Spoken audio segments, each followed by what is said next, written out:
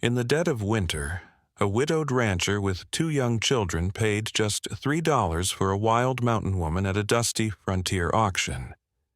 He thought he was buying help for the ranch, but when she finally told him her real name, it ripped open a past he thought was buried forever and set off a deadly chain of events that would change all their lives. The winter sun in Tombstone, Arizona, was a pale coin sinking toward the jagged horizon, throwing long shadows over the dust-choked street. The cattle had been sold hours ago, and the last of the mules were led away by men with chapped hands and eyes squinting against the grit in the wind. The auction yard, once a roaring, raucous place, had fallen to a kind of weary quiet. A few buyers lingered mostly out of habit, leaning on corral rails and waiting for something worth staying for. Caleb Morgan hadn't planned to be among them. He had come into town for fencing, wire salt, maybe a decent mule if the price was low enough. The trip had taken most of the day, and his mind was already back at his ranch in the shadow of the Huachuca Mountains, thinking of fence lines half down under the weight of snow, thinking of a barn roof that needed mending before spring storms, thinking of 2 children who shouldn't have to carry the weight he couldn't. Ethan was 10, already swinging tools that looked too big in his small hands. Clara, just 7, still called for her mother at night when the dark pressed too close. Mary had been gone almost a year now, buried on the hill past the orchard, where the wind whispered through the mesquite.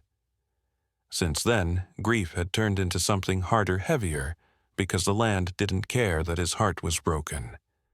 Chores piled high, the cattle needed tending, and the West never stopped to wait for a man to find his footing again.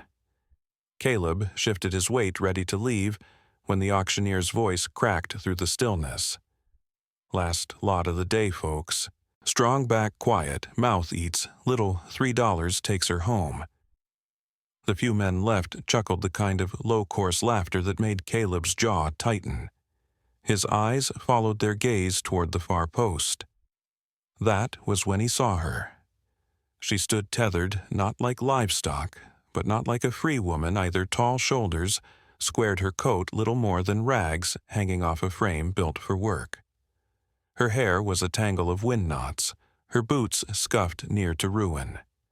Even from where he stood, he could see her hands, broad-palmed, strong-fingered, the kind of hands that could break a man's grip if she wanted to.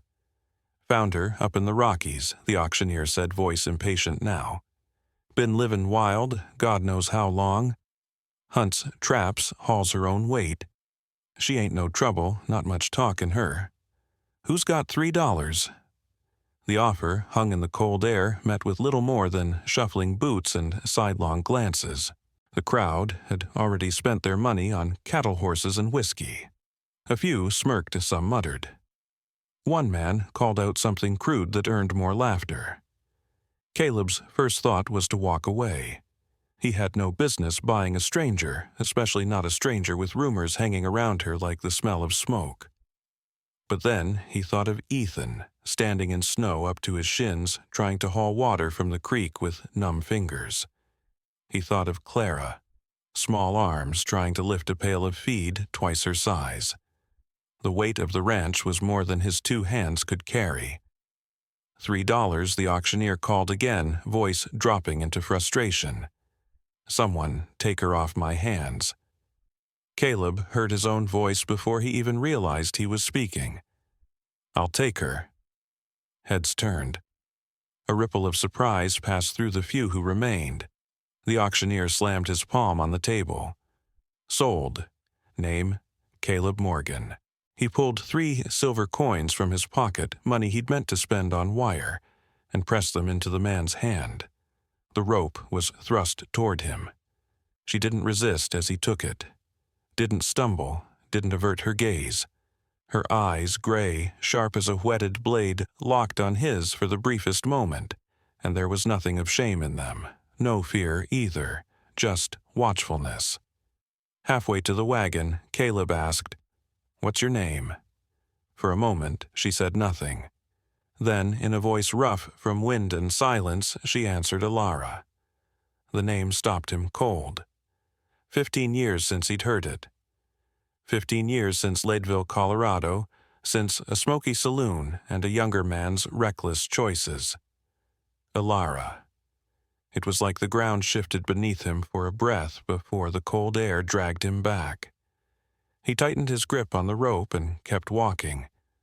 The road out of Tombstone wound north through low mesquite and open scrub, the Huachuca Mountains, a blue-gray line against the fading sky. The wagon wheels groaned as they hit frozen ruts, and the horses blew steam into the air. Ilara sat beside him on the bench, her hands folded loosely in her lap, eyes forward, as if the land ahead was the only thing she could see. Neither spoke, but Caleb could feel the weight of her presence in the space between them. By the time the ranch came into view, the sun was slipping behind the peaks, turning the sky to fire. The house stood small and alone against the vastness, the smoke from its chimney already thin in the wind. Ethan was out front, swinging a hatchet against kindling that bit deep into the block, but left the boy's arms trembling. He stopped mid-swing when he saw the wagon. Clara's curls bounced as she ran from the porch, bare feet on frozen ground, until she caught sight of Ilara and froze. "Got someone to help us out," Caleb said, climbing down from the bench. "Her name's Ilara. She'll be staying." Ethan's eyes narrowed. Clara tucked herself behind her father's leg. Ilara gave no explanation, no smile, just lifted a 50-pound sack of feed from the wagon bed as if it weighed nothing and carried it toward the barn without a word.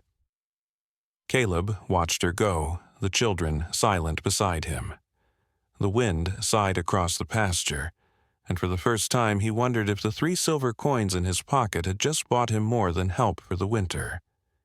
Maybe they'd bought him back into a past he'd tried to bury.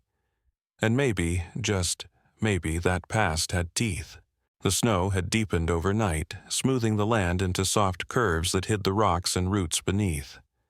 The cold was sharp enough to make breath curl in the air like smoke. Inside the cabin, Caleb Morgan moved quietly, stacking kindling in the wood box while the children ate breakfast. Ilara had been up since before dawn, carrying water from the creek, splitting logs with steady, unhurried swings of the axe. She worked like someone who had long ago decided that idleness was a kind of death. In the days since he had brought her from Tombstone, they had spoken only in fragments, short exchanges about chores or supplies, nothing more. Ethan stayed distant, watching her with suspicion from the doorway of the barn. Clara, though timid at first, had started to follow Ilara at a safe distance, her small footprints tracing in the snow behind the woman's longer stride. That night, after the children were asleep, Caleb found her sitting at the kitchen table, hands wrapped around a tin mug of coffee gone cold. The lamplight caught in her hair, tangled and uneven, and turned the gray of her eyes into something almost silver. "You didn't just pick that name," he said. Her gaze lifted steady. "No. You knew me once." He hadn't expected her to say it so plainly, but the truth had a way of breaking through when the night was quiet enough. Leadville, 15 years ago, a mining town heavy with the smell of whiskey and coal smoke, where every man carried a knife and every woman carried secrets. He had been younger then, quick to gamble and quicker to fight. She had been something else entirely, sharp, fearless, a woman who never waited to be saved. And then she was gone, walking out of his life before either of them could make the other's ruin complete. "I let myself be sold," she said, her voice low. $3 is better than starving, and I wanted to see if you remembered." He didn't have an answer ready. He wasn't sure what answer would be right. Before he could speak, a hard knock rattled the door. Caleb's head snapped up. Nobody came out here after dark without reason. He crossed the room, the floorboards creaking under his boots, and pulled the door open. Silas Kane stood in the moonlight, grinning like a wolf that had found a gap in the fence. His coat was dusted with frost, his hat pulled low, but the years had not changed the sly tilt of his smile. "Caleb Morgan," Silas drawled, stepping across the threshold without waiting to be asked. Didn't think I'd find you tucked away out here." Caleb's stomach tightened. "Silas." Kane's eyes moved over the room, taking in the plain furnishings, the boots lined by the door, and finally landing on Alara.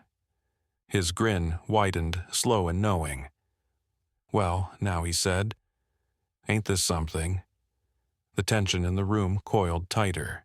Silas leaned a hip against the table, making himself at home the way men like him always did, acting as though any place was theirs for the taking.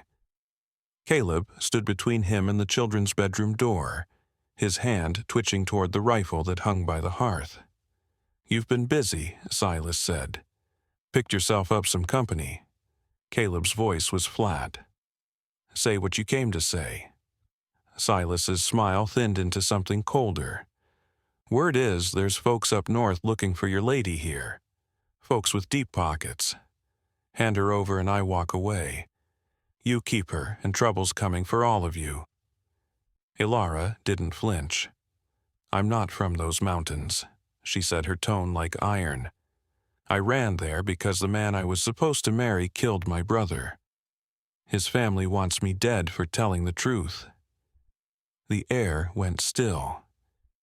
Caleb studied her, weighing her words against the years since they had last met. He remembered the woman from Leadville, how fiercely she had defended herself, then how unwilling she had been to bend to anyone. This was the same woman, only tempered by whatever hell she had endured since. Silas's eyes glittered. "She's worth more than $3, Morgan. Worth enough to solve some of those problems you've got piling up out there. Get out," Caleb said. "You sure?" Silas tilted his head, the smirk returning. "Think about the kids. Land like this eats a man alive when he's on his own." I said, "Get out." For a moment it seemed Silas might push harder, but then he stepped back toward the door. His voice dropped low as he passed Caleb. "They'll come for her, and when they do you'll wish you'd taken my offer." The door shut on his shadow, but the weight of his presence lingered. Caleb could still smell the cold air he had dragged in. Alara set her mug down, her fingers steady. "He's not wrong. There are people looking for me, but not for the reasons he thinks." "Then tell me," Caleb said. Her eyes met his unwavering. "If they find me, they'll kill me. And if you're standing too close, they'll kill you too." The fire popped in the hearth, sending up a spark that faded before it touched the floor.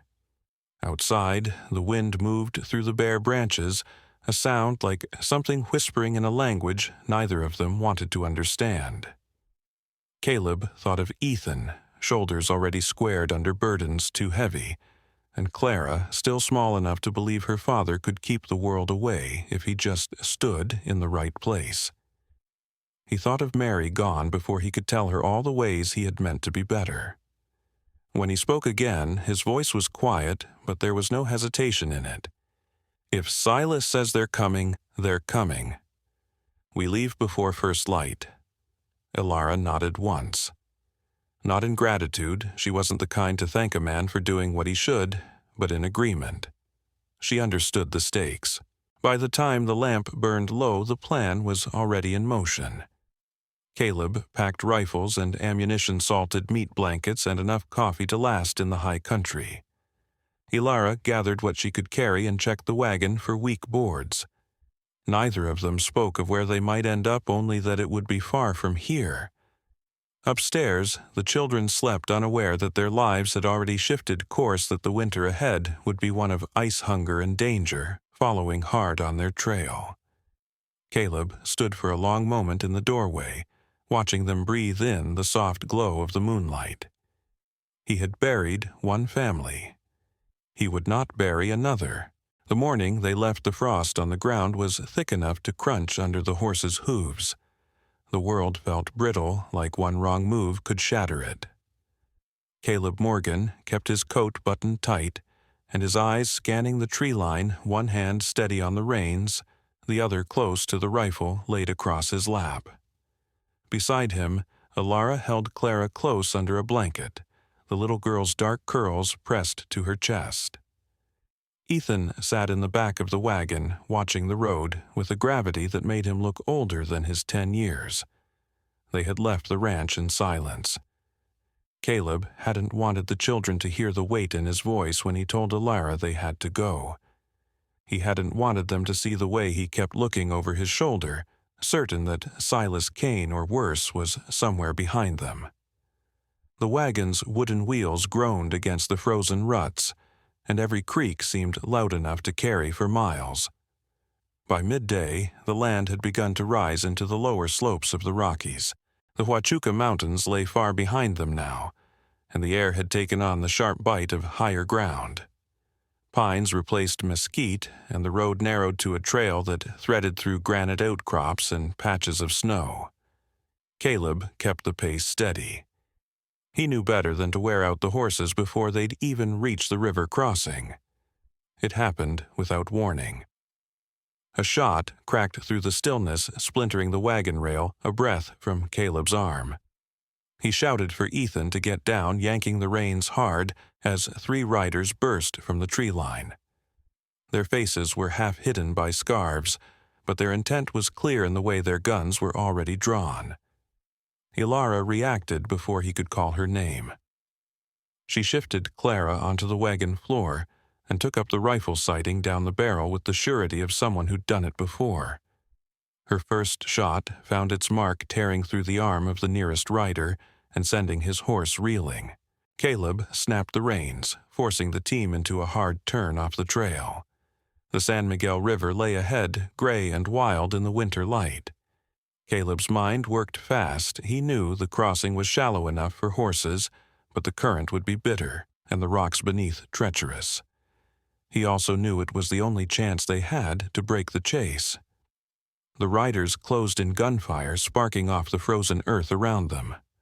A bullet ripped through Caleb's coat at the shoulder, heat blooming across his skin, but he kept the team moving.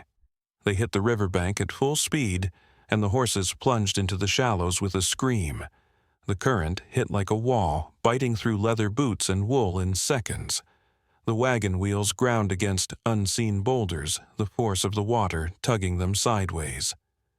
Clara cried out as icy spray soaked the blanket. Ethan clung to the wagon's side, teeth gritted. One of the horses stumbled, nearly going down. Before Caleb could react, Alara was off the bench and into the water, her skirt dragging heavy against the current. She seized the bridle with both hands, digging her heels into the riverbed. Muscles stood out in her arms as she hauled the animal upright, speaking low and steady into its ear until it found its footing again. With a heave, Caleb drove the team up the far bank, the wagon lurching, as the wheels found purchase on solid ground. He didn't stop until the river was a silver thread behind them, and the sound of the riders had faded into the wind. They pulled into a stand of spruce, the horses blowing hard steam curling from their nostrils. Caleb climbed down his breath, ragged the wound in his shoulder, already soaking through his shirt. Alara was soaked to the skin, her hair plastered to her face, but her eyes were sharp as she moved to check the horses.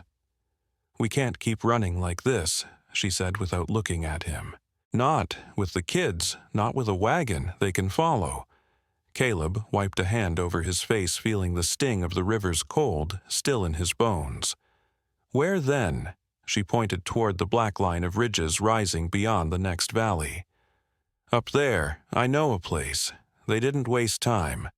The sun was already slipping toward the peaks when they left the shelter of the spruce and began the slow climb. The trail was little more than a deer track, winding between boulders and over narrow ledges. Ethan rode silent, holding the rifle across his knees the way he'd seen his father do. Clara clung to Alara, her small hands buried in the folds of the woman's coat. By the time they reached the cabin, night had nearly swallowed the mountains. It sat crouched beneath a stand of pines, the roof sagging under years of snow, but the walls were still sound. Caleb could tell it had been built by a trapper, logs fitted tight a stone chimney in one corner. They worked in silence to make it livable. Ilara gathered pine boughs to patch the worst of the roof, showing Ethan how to weave the branches so the wind couldn't slip through. Caleb split firewood and stacked it by the hearth, the sound of his axe echoing in the cold. Clara carried kindling in her arms, her cheeks pink from the work. By the time the fire caught, sending a warm glow through the single room, the air between them had shifted. They were no longer three strangers and two children bound by necessity. They were a small unit drawn tight against the cold, and the threat pressing from beyond the tree line. Caleb watched Ilara as she handed Clara a cup of broth, her hands steady despite the long day. There was something in the way she moved, purposeful, unshaken, that told him she had been here before in other cabins, in other winters, keeping herself alive because no one else would. When the children finally fell asleep bundled together near the hearth, Caleb sat across from her in the firelight. "You've been running a long time," he said quietly. She didn't deny it. "Long enough to know there's no such thing as outrunning forever." He didn't argue. Outside, the wind sighed through the pines, carrying with it the scent of snow, and something else, a feeling he couldn't quite name. He only knew that the world beyond those cabin walls was still hunting them, and sooner or later it would find their trail again. But for now, with the fire's heat on his face and his children breathing steady in the dark, Caleb allowed himself the smallest measure of peace. It was the kind that never lasted long in the West, but it was enough to keep moving when the time came. Snow fell in a slow, deliberate way, that morning, the kind that made sound carry farther than it should. Caleb woke to find the world muted, the cabin roof bowed under a fresh layer of white. He was on his feet before the fire burned low, pulling on his boots and stepping outside to check the perimeter. That was when he saw them boot prints. Fresh. Deep enough to be for more than one man circling the cabin like wolves testing the fence. He didn't need to call Ilara. She was already at the doorway, her eyes scanning the trees, her hand resting on the rifle that never seemed to leave her side. They didn't speak. They didn't need to. Within the hour, the wagon was loaded with the bare essentials, blankets, food, ammunition. Ethan was told to keep Clara close and quiet. The mountain had sheltered them for a handful of nights, but the wind carried the scent of pursuit, and Caleb knew staying meant waiting to be cornered. They pushed higher into the Rockies, the horse's breath steaming in the cold air, the trail narrowing until the wagon wheels threatened to slide over the edge. The snow was thicker here, clinging to the pines like the mountain didn't want to let go of them. Caleb's shoulder ached with every pull of the reins, the wound from the river crossing still tender, but he didn't slow. By mid-afternoon, Ilara pointed ahead to a ridge where the land flattened for just a stretch. "There's an old mining camp up there," she said. "Silver. Been abandoned for years. Only one way in." That last part was why they went. The camp was little more than two collapsed shacks huddled against a cliff face, and the gaping black mouth of a mine choked with rubble. Caleb didn't like how exposed it felt, but Ilara was right. One narrow trail led up, everything else was a sheer drop. If their pursuers came, they'd have to do it head-on. While the children stayed inside the sturdier of the shacks, Ilara and Caleb prepared. They found a crate of warped boards near the mine entrance, and inside it a stick of dynamite, so old it was nearly crumbling. Ilara worked with the calm focus of someone who had done worse things in worse places. She broke it down, packed the powder into a satchel, and tied a length of cord to it. "You ever set a trap like this?" she asked. "Plenty," Caleb said, though he'd never seen it done with such precision. "This isn't to scare them," she said without looking up. "It's to stop them." When the light began to fade, they took their positions. Caleb crouched behind a rusted water drum near the edge of the path rifle across his knees. Ilara stayed closer to the mine, the cord from the satchel looped through her fingers. The cold bit at their faces, and each breath felt too loud. Inside the shack, Ethan kept Clara close his hand, never far from the pistol Caleb had trusted him with. The first shadow appeared just as the last gold drained from the sky.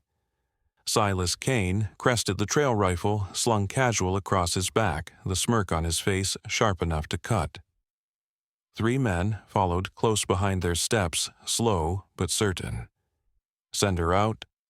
Morgan, Silas called, his voice carrying clear in the thin mountain air. "Save yourself some trouble." Caleb lifted his rifle, his voice flat. "You want her, you come and take her." The first shot cracked the stillness, and then the ridge was alive with gunfire. Caleb dropped the lead man with a shot to the leg.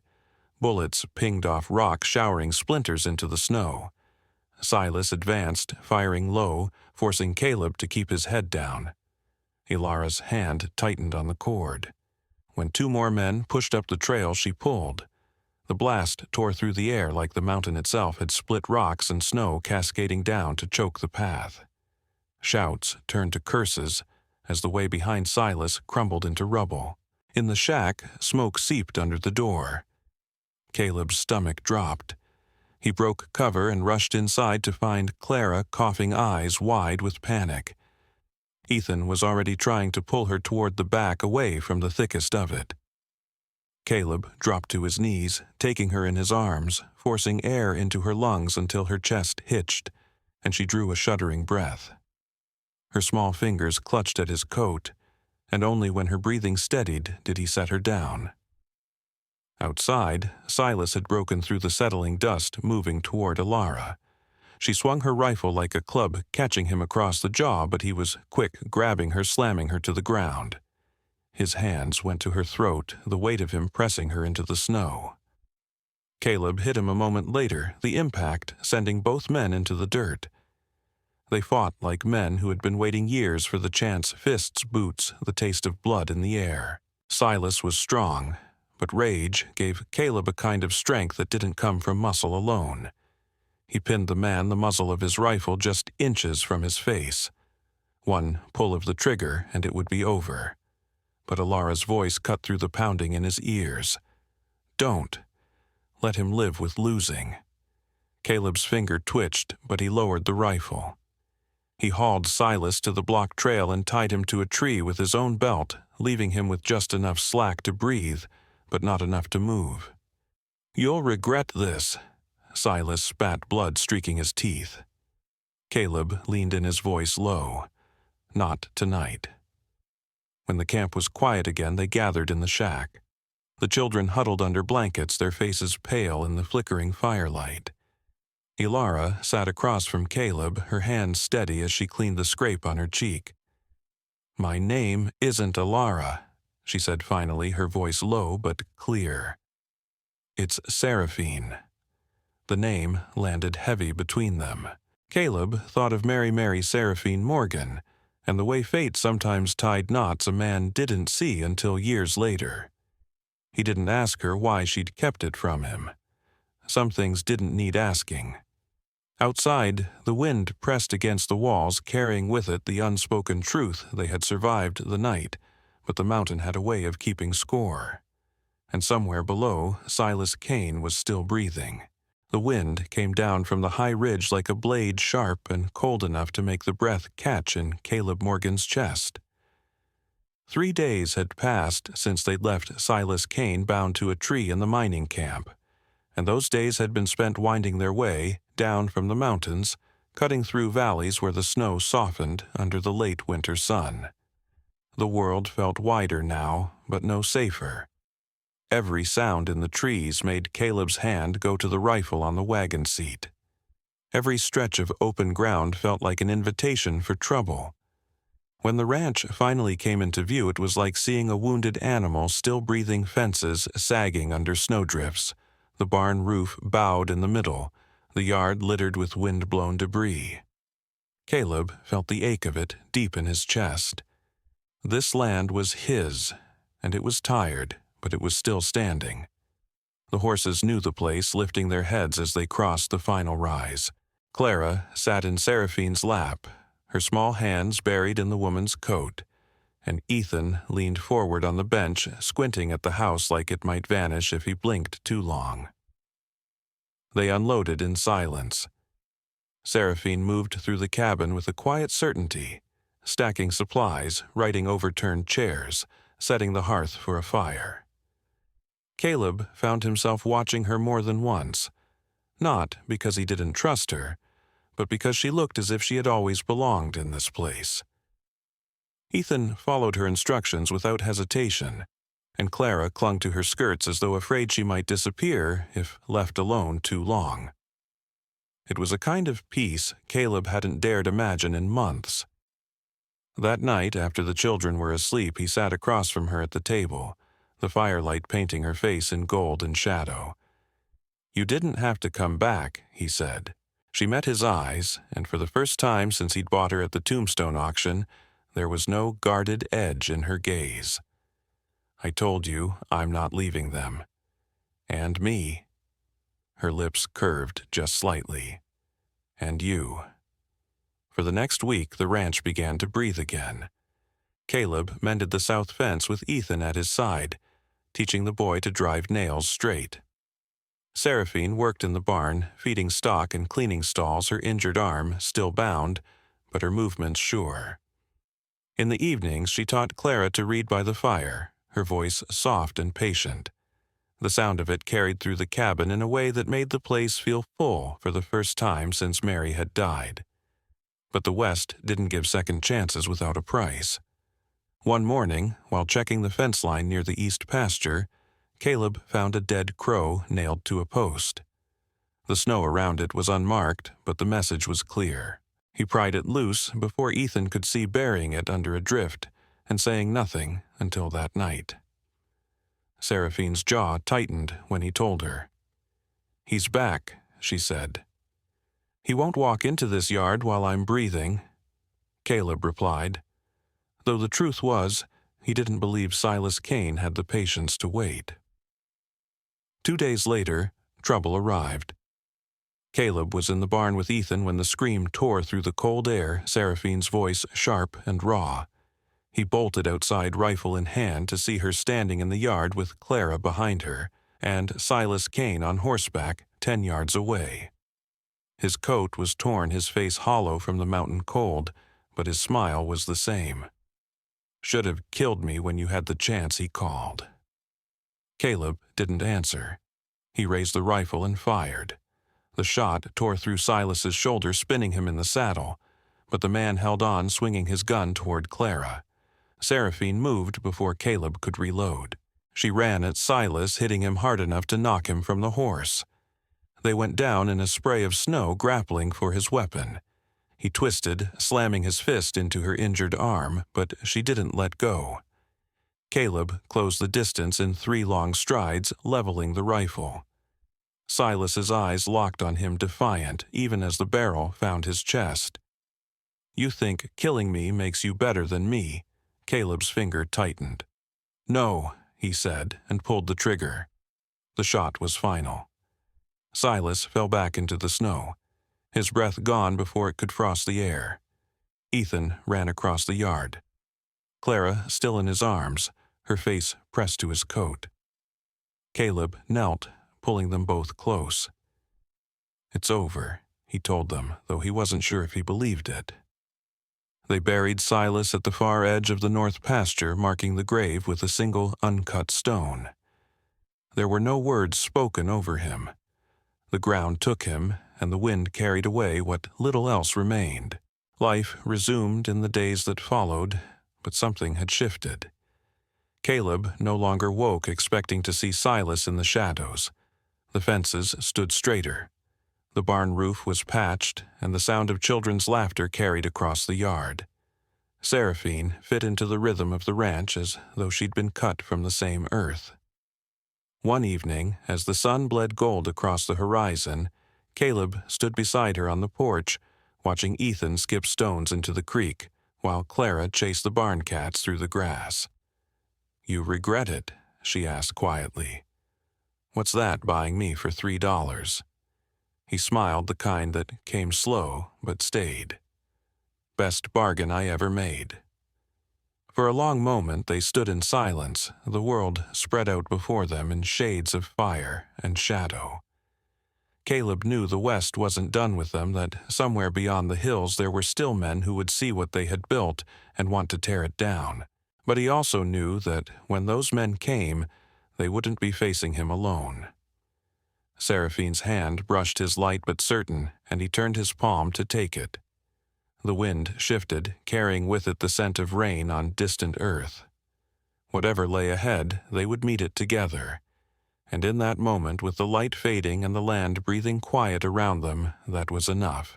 The wind over the plains has a way of carrying more than just the scent of rain. It carries stories. Some are short and sweet, others sharp and bitter, but the best of them linger heavy in the heart long after the telling is done. The story of Caleb Morgan, his 2 children, and the woman once called Alara, now known as Seraphine, is one of those tales. It began in dust and cold, in a crowded auction yard where 3 silver coins changed hands, and it ended for now in the soft glow of a sunset over a ranch that had almost been lost. But between those 2 moments lies the marrow of what matters, the grit it takes to keep going when the world seems dead set on breaking you, the stubborn refusal to let the past dictate the future, and the kind of courage that's not about swinging a rifle, but about standing your ground when it would be easier to run. Caleb's journey was never just about keeping the ranch. Land can be rebuilt, fences can be mended, cattle can be replaced. It was about protecting the pieces of his life that could not be rebuilt. Ethan's growing sense of what it means to be a man worth respecting. Clara's right to a childhood where she could laugh without fear, and the fragile, stubborn hope that even in the Wild West's harshest corners, love and loyalty could grow again. His choices were not the clean, noble ones from dime novels. They were messy, dangerous, and costly. But they were his, and he owned them without flinching. Seraphine's part in the story is one that resonates for a different reason. Here was a woman who had lived too long in the shadows, carrying the weight of loss and betrayal, so heavy it had nearly ground her into the earth. She had been hunted, betrayed, and underestimated, yet, when given the chance to stay hidden, she chose to step back into the open. Her survival was not just in her skill with a rifle or her knowledge of the mountains, it was in her ability to keep moving forward, to keep trusting in her own worth, even when the world told her she had none. The bond that formed between them wasn't born from rescue or romance alone. It came from shared labor, shared danger, and the quiet moments in between, the way Seraphine taught Clara to read by firelight, the way Caleb trusted her with Ethan's safety, the way they both knew the feel of loss and recognized it in each other. In the West, trust is rarer than gold, and once earned it is defended as fiercely as land or life. Silas Kane's shadow over the story reminds us that no victory is without cost, and no peace is guaranteed. He was more than just a man with a gun. He was the embodiment of every threat that lurks beyond the line of sight, every consequence from the past that can ride hard into the present. The fact that Caleb and Seraphine stood together to end that threat once and for all speaks to a truth that's easy to forget in quieter times. Some battles are unavoidable, and when they come, who stands beside you matters as much as how well you fight. From their story, a few lessons rise clear and sharp like mountains out of the plain. First, survival is not a solitary act. The West romanticizes the lone gunslinger, but the truth is that even the strongest need allies. Caleb might have been able to hold the ranch for a time on his own, but it was Seraphine's strength, the children's resilience, and the willingness to trust that made it a home again. Second, the past shapes us, but it doesn't chain us. Both Caleb and Seraphine carried histories that could have destroyed them, his marked by loss, hers by betrayal and flight. Yet they chose to act in the present, to fight for what lay ahead instead of hiding in what lay behind. Third, courage often looks like persistence. It isn't always about the moment the gun goes off. Sometimes it's in getting up before dawn to mend a fence in freezing wind, or in walking into a place where you know you'll be judged and standing tall anyway, or in teaching a child to read when the day's work has already worn you to the bone. And finally, there is the reminder that family is not only made by blood. It is made in the moments where you choose each other again and again in the face of fear, hardship, and the temptation to turn away. By the end of the story, Caleb, Seraphine, Ethan, and Clara were bound together not because fate demanded it, but because they decided it. That choice, deliberate daily, is the heartbeat of their survival. For those of us far from the dust and danger of the frontier, these lessons are no less relevant. We all face our own versions of winter storms, narrow trails, and men like Silas Kane forces that want to take what we've built or make us believe it was never worth building in the first place. We all carry pasts that whisper to us, trying to convince us we can't outrun them. And we all, if we are lucky, find people worth standing beside when the shooting starts, whether the bullets are real or not. The West has a way of stripping life to its essentials. It doesn't matter if you've got the best horse or the straightest aim if you don't have the will to keep riding. Caleb and Seraphine's story is a reminder that grit and grace can live in the same heart, that strength doesn't have to make you hard, and that choosing to stay on a piece of land beside a person within a fight is sometimes the bravest thing you can do. So, when the wind carries this story away from the ranch and the mountains out into the world, let it carry its truth with it, that even in the wildest, most unforgiving places, there is still room for second chances, still a place for trust to grow, and still a way to turn strangers into family. If this story has made you pause, if it's stirred something in you, whether it's a memory of your own battles or a spark of hope for what lies ahead, then I'd ask you to do one thing, stay with us. There are more tales to tell, more journeys worth riding alongside, and more lessons to uncover in the dust of the past. Subscribe to the channel, lend your voice to this campfire we're building together. Your support gives us the strength and the reason to keep riding out into the unknown, to find the next story worth telling, and to bring it back here for you. Out there, the West is still wild, and together we can make sure its stories never die.